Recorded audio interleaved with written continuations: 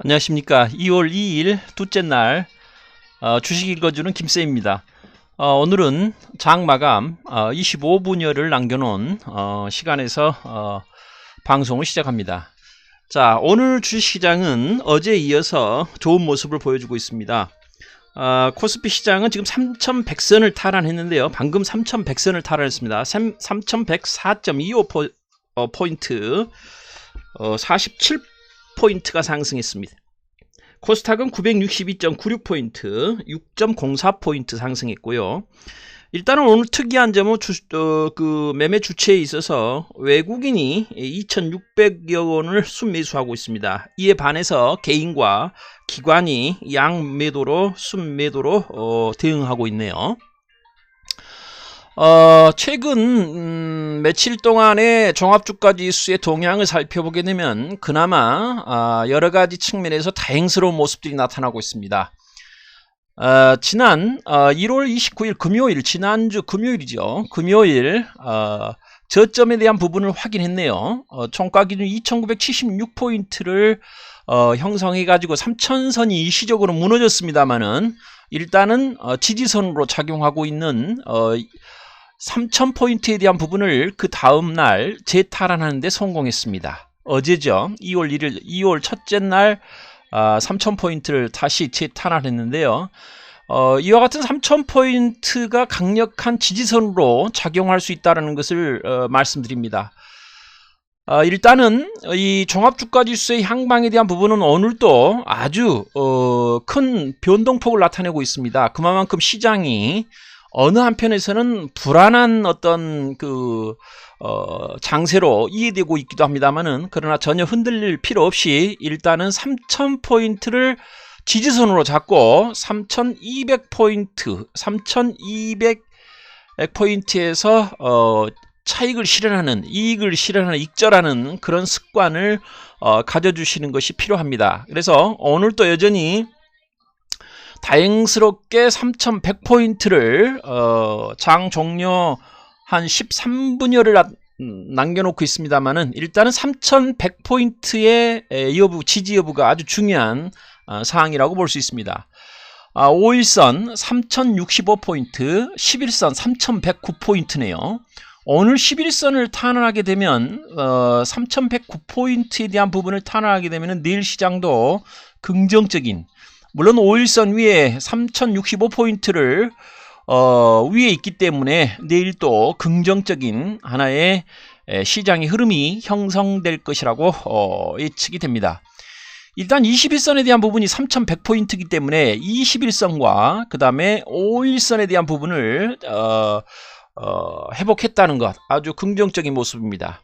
일각에서는 시장에 대한 불안 요인이 아직도 상존해 있는 것으로 이해를 하고 있습니다만은, 일단은 3000포인트에 대한 지지와 그리고 3200포인트 상단 부분에서 개별 종목에 대한 차익을 실현하는 전략이 아주 유효하리라고 봅니다.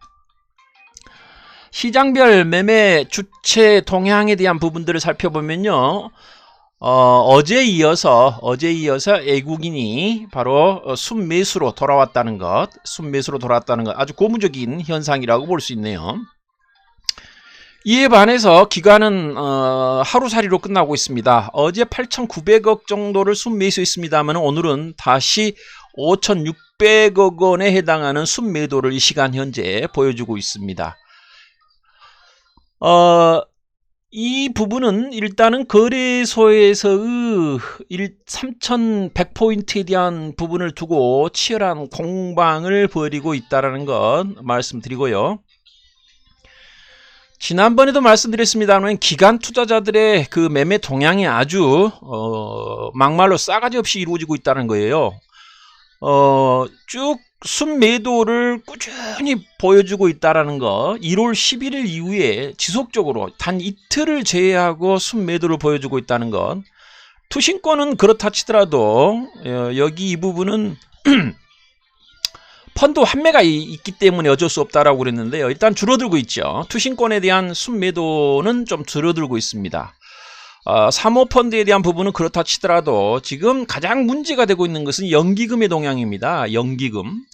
연기금의 동향이 계속 지속적으로 흘러나오고 있는 부분이라는 것을 알 수 있는데요. 오늘도 이 시간 현재 5,400여 원을 5,421억 원을 지금 순매도하고 있네요.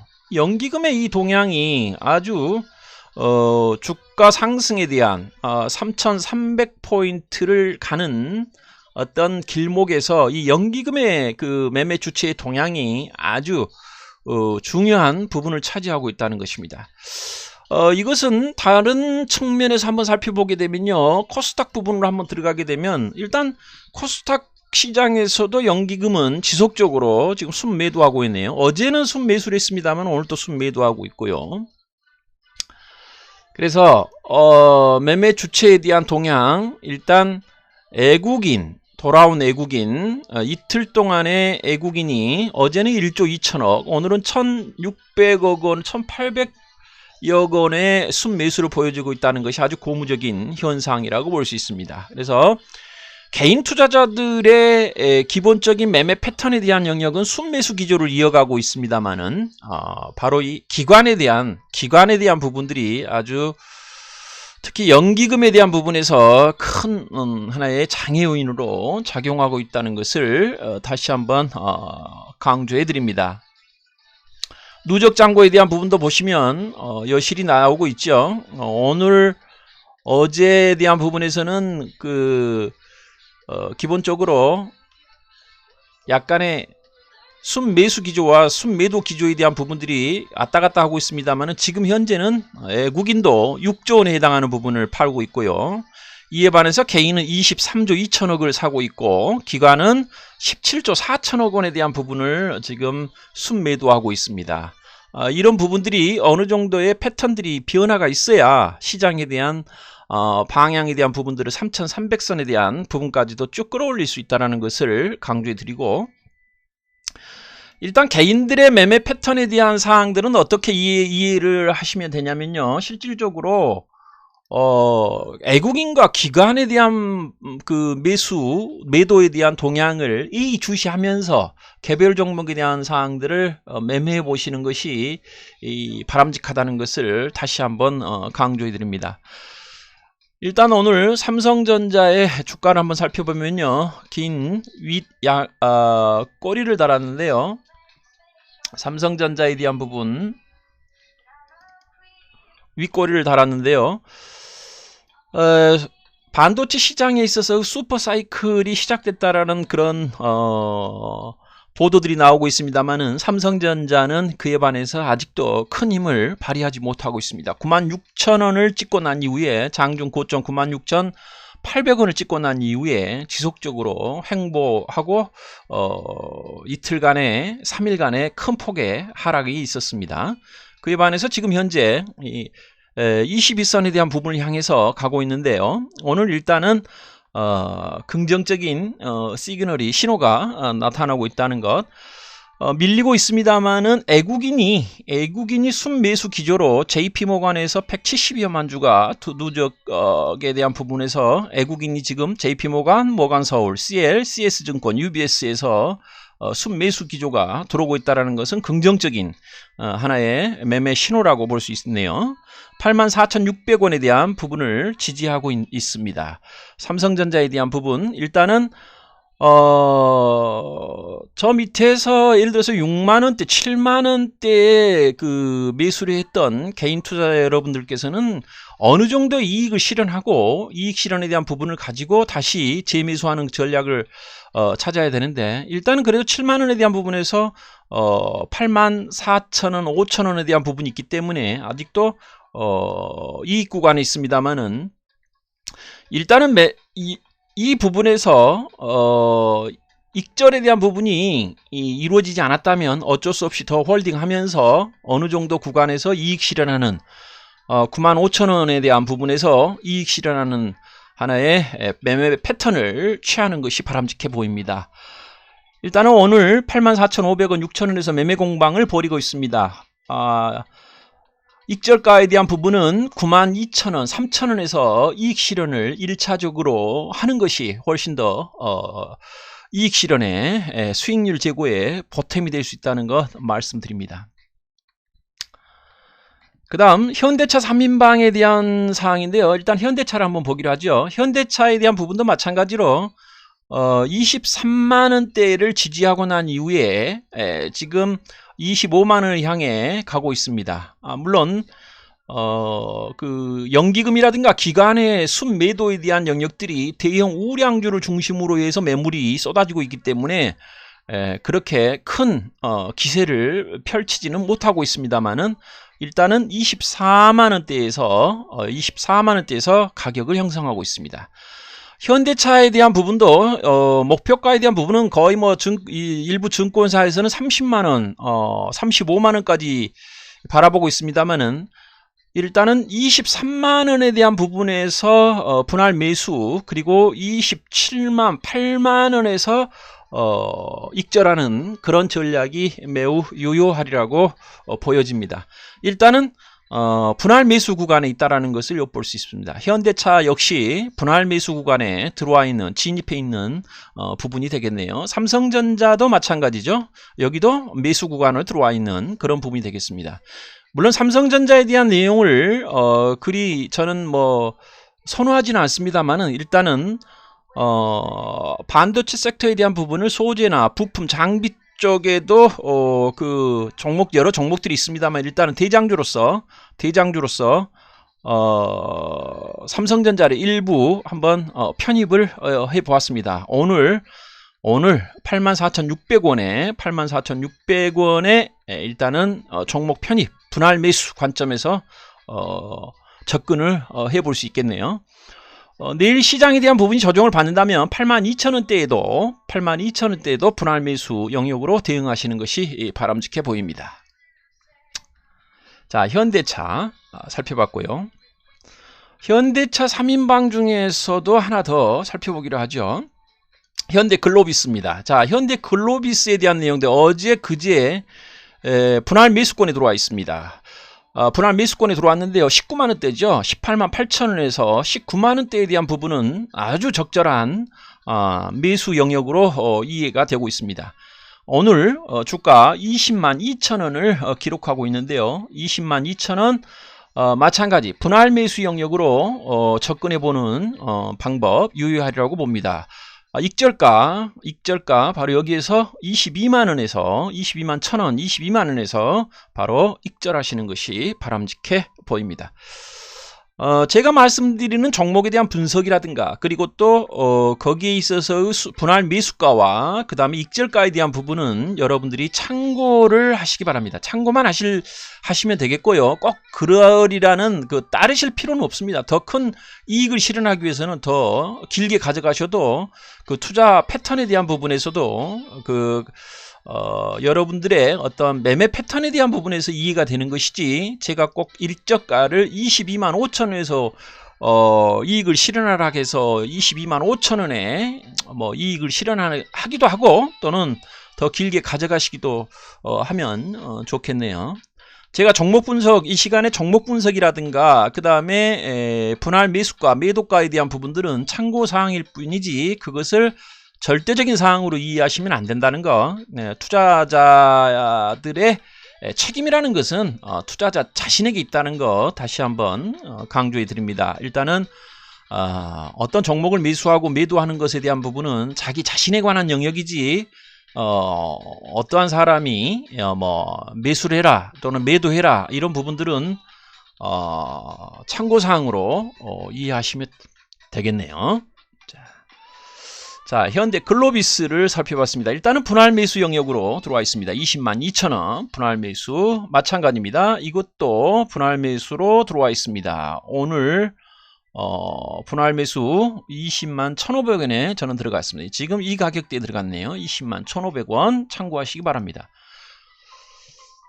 자, 그 다음에 요즘에 그 주택공급 정책에 대한 부분이 곧 나올 거라고 합니다. 대표적인 건설주 대장주로서 저는 현대건설을 꼽고 있습니다만 일단은 큰 폭의 조정 이후에 어제 장대 양봉 그려냈고요. 오늘은 조정을 받고 있네요. 250원 빠진 43,250원에 기록 중입니다. 일단은 이 부분에 대해서도 행보 후 상승에 대한 부분으로 패턴을 이해하시는 것이 바람직스럽겠습니다. 일단은 현대건설에 대한 부분은 향후 주택 공급 정책에 대한 발표와 맞물려 가지고 정책 수혜주로서 한번 접근해 보는 것이 바람직스럽겠네요. 익절가 마찬가지 46,500원 대에서 익절하시는 것이 단기적인 익절가로서 제시해 드립니다. 현대건설에 대한 부분을 말씀드렸습니다. 이것과 관련되어 있는 종목을 하나 더 보시면요. 삼성물산이 있습니다. 삼성물산 132,000원을 기록하고 있습니다. 현대건설보다 훨씬 더 가격 조정에 대한 부분을 크게 받았네요.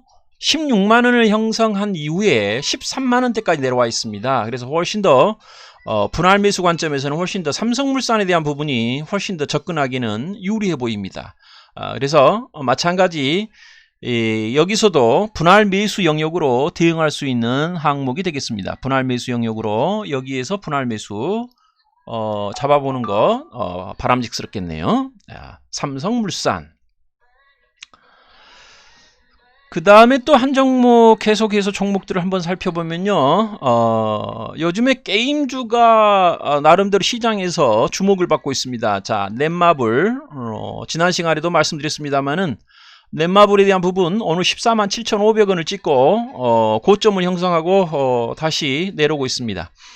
143,000원인데요. 일단은 12만원대에서 공략을 했다면은 여기에서 익절을 하는 것이 바람직스럽겠습니다만 일단은 신규 접근에 대한 부분은 신규 접근은 13만원대까지 내려왔을 때 접근해 보는 것이 바람직스럽겠습니다. 예.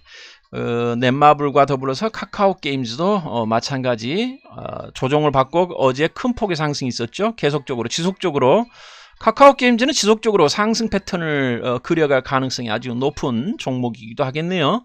뭐 따따상 기록 이후에 하락 57,000원대까지 내렸다가 결국 이제야 그 평가를 받으려고 하는 시장에서 재평가를 받으려고 하는 그런 모습들이 올봉상 나타나고 있습니다. 일단은 카카오게임즈 따라잡기보다는 5만원대에서 접근해 보는 것 바람직해 보입니다.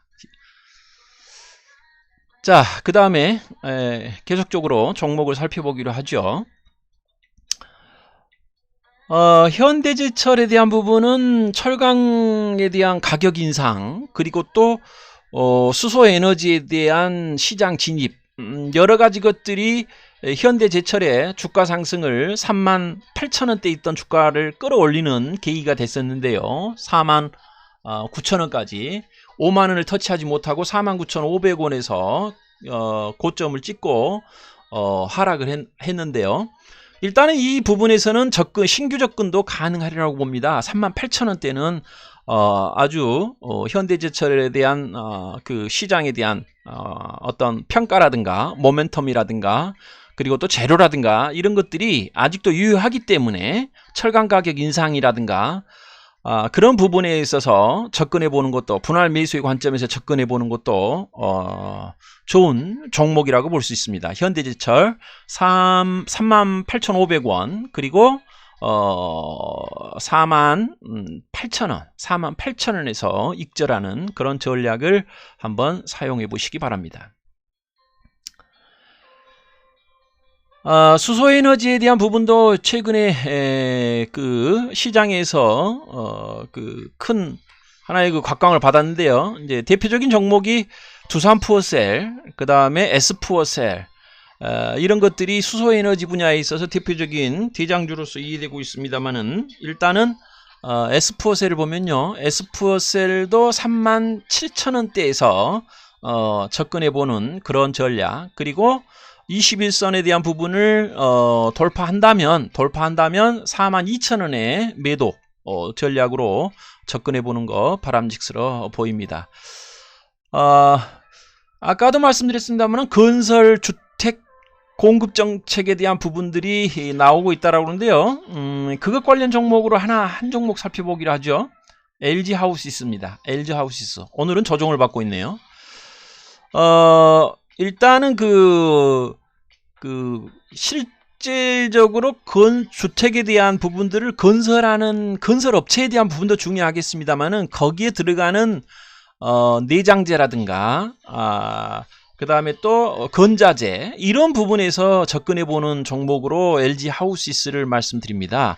또 NX라든가 뭐 몇 가지 종목이 있습니다만 일단 참고적인 사항이고요. LG 하우시스 이 종목도 옛날에 잘 나갔던 시절에는 뭐 20만 원대에 대한 부분도 있었습니다만은 여기에 대한 부분에 어떤 로망을 가져서는 안 되고 실질적으로 형성되어 있는 가격이라는 것은 5만 원대, 6만 원대에서 지지를 받다가 지금 다시 10만 원에 대한 부분을 터치하려고 하고 있습니다만은 그것은 시장에 대한 어떤 흐름과 그리고 이 기업의 매출이라든가 손익구조라든가 그런 것에 영향을 받기 때문에 일반 개인 투자자들은 올봉이나 이런 것들을 보게 되면은 과거에 어떤 주식이 뭐 21만 원짜리가 지금 뭐 7, 8만 원 하기 때문에 아주 저렴한 거 아니냐 하고 시장에 접근하는 분들이 있는데요. 이것은 잘못된 생각이고 일단 이 종목이 이 가격을 형성하고 있다라는 것은 그만큼 시장에서 그렇게 평가를 받고 있다라는 것으로 이해를 하셔야 된다는 거죠.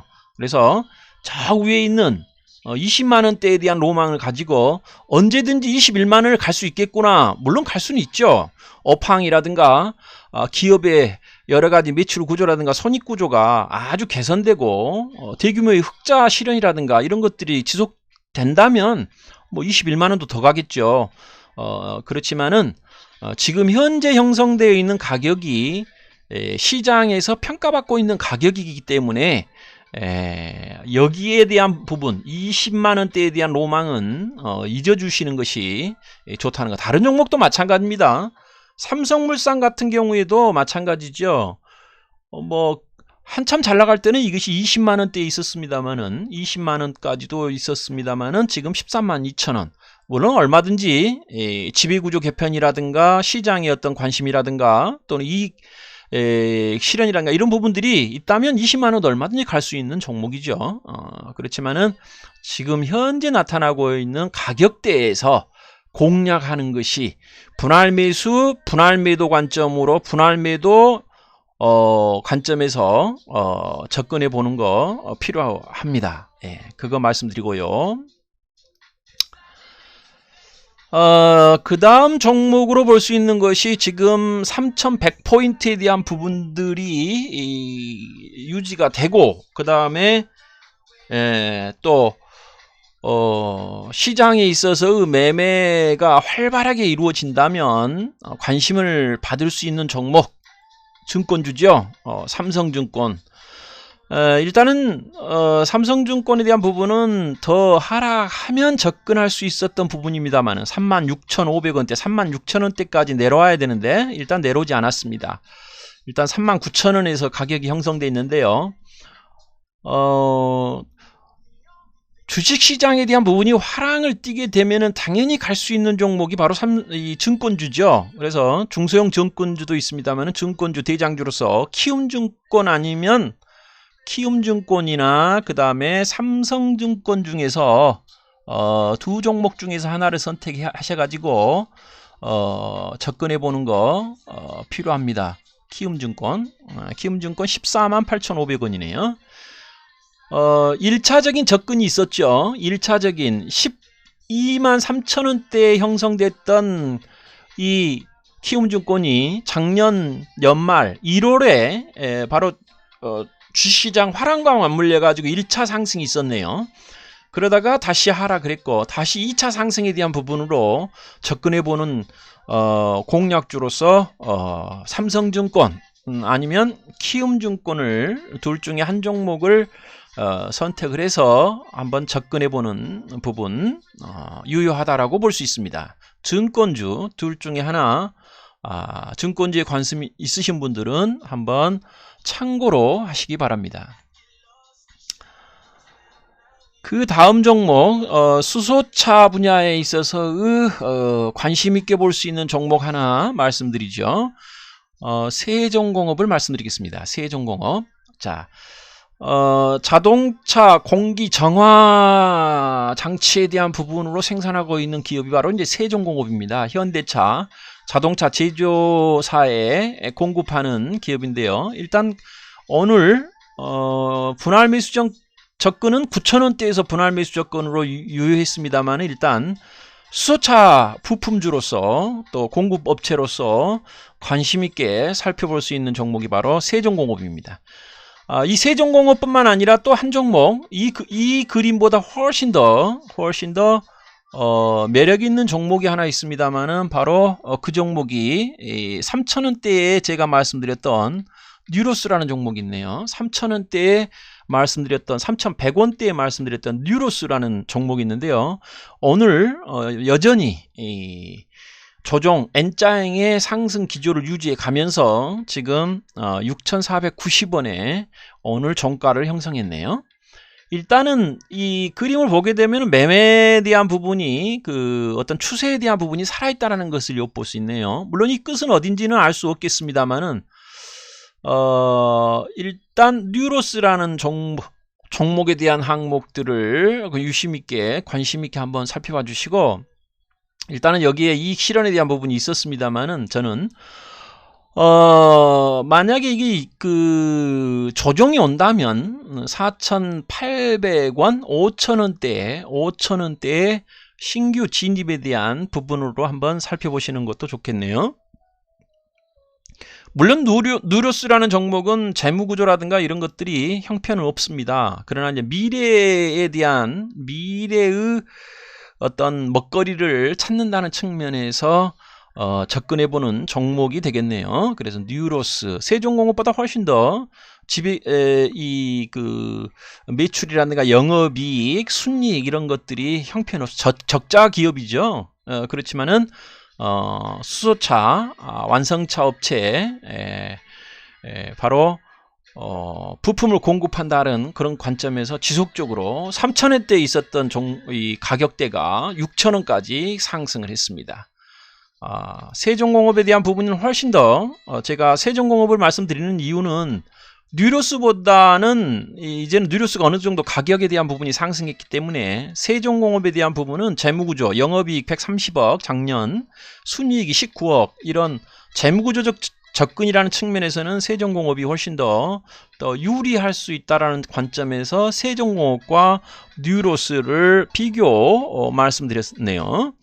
일단은 뉴로스는 터빈, 터빈이 아니죠. 여기도 마찬가지 공기 펌프 공급 부품 업체인데요. 뉴로스와 세종공업에 대한 두 종목에 대한 부분들을 한번 비교해 보시고, 뉴로스 아니면 세종공업에 대한 부분으로서 수소차 부품 공급 업체 종목으로서 한번 접근해 보시는 것 좋아 보입니다. 물론 GMB 코리아라든가 EN 코리아라든가 여러 수소차에 대한 부품 공급 업체들이 있습니다만은 일단은 저는 최선호주로서는 세종공업, 그 다음 뉴로스 두 종목을 보고 있다는 거 말씀드리네요. 아까 말씀드렸죠. 세종공업 분할 매수 관점에서 접근 가능하고요. 뉴로스는 일단은 많이 올랐기 때문에 5,000원대 초반에 내려오게 되면 편입해 보는 것도 괜찮다는 것 말씀드립니다. 자, 그 다음에 전기차 분야에 있어서 삼성 SDI와 LG화학이 대표적인 종목이라는 거 잘 알고 계실 텐데요. 근데 다시 시장에서는 LG화학이나 삼성 SDI보다는 시장에서는 SK이노베이션에 대한 관심이 더 고조되고 있습니다. 그래서 슈팅이 최근 몇 달 동안 작년 2월 초까지 슈팅이 나오고 있습니다. 그래서 월봉상에 대한 사항입니다만 일단은 어느 정도 주가 조정이 나오면 주가 조정에 대한 부분은 신규 접근에 대한 사항으로서 수익률을 한번 재고해 보는 것도 바람직하다는 것. LG화학보다는 SK이노베이션 또는 삼성 SDI보다는 좀 물론 이게 LG화학이 1등주입니다만은 SK이노베이션은 세 번째죠. 세 번째인데요. 일단은 고가이기 때문에 LG화학은 96만 5천 원의 종가를 했습니다만은 일단은 SK이노베이션이 훨씬 더 시장에서는 더 관심을 받고 있다는 것 말씀드립니다. 애국인인 미수세가 LG화학에 들어왔네요.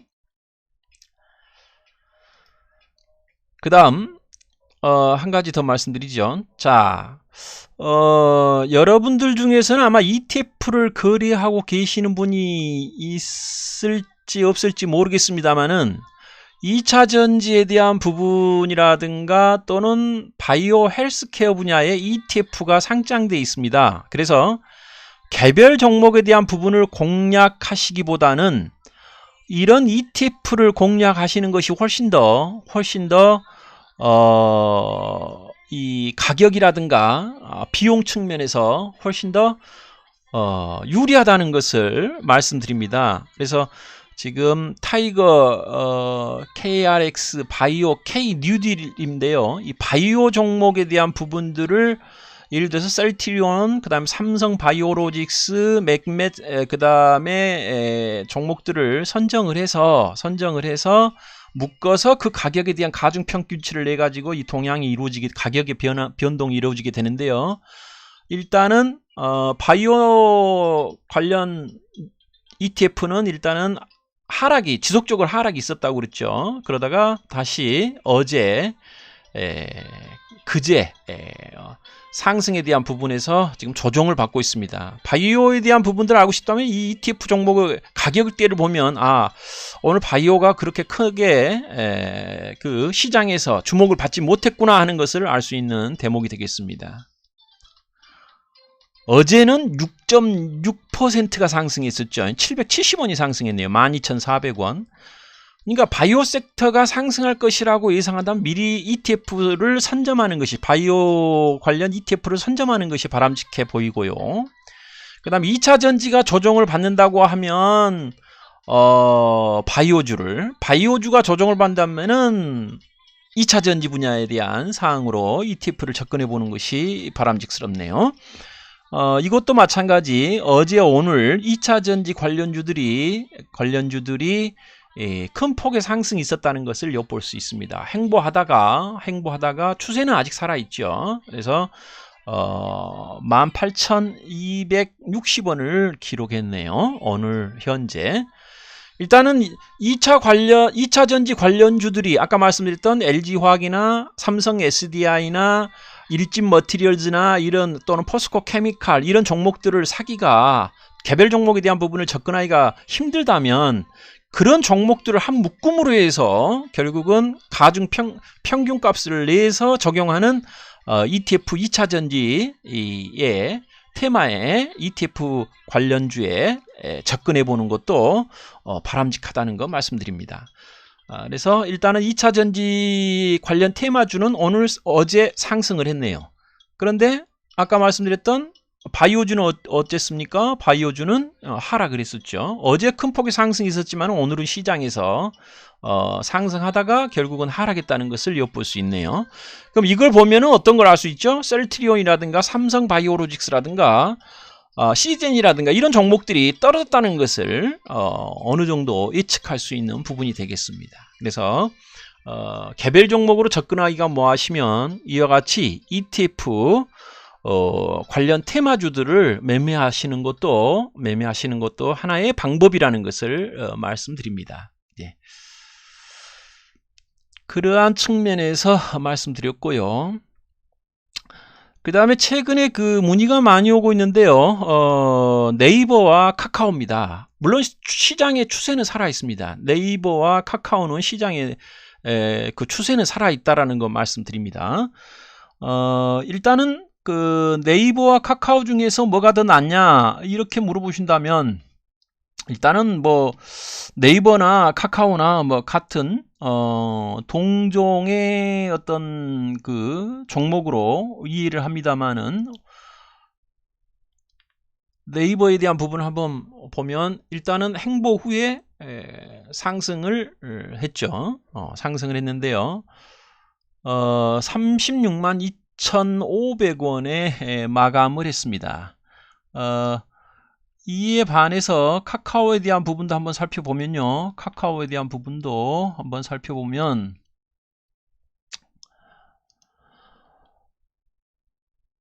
카카오를 살펴보기로 하죠.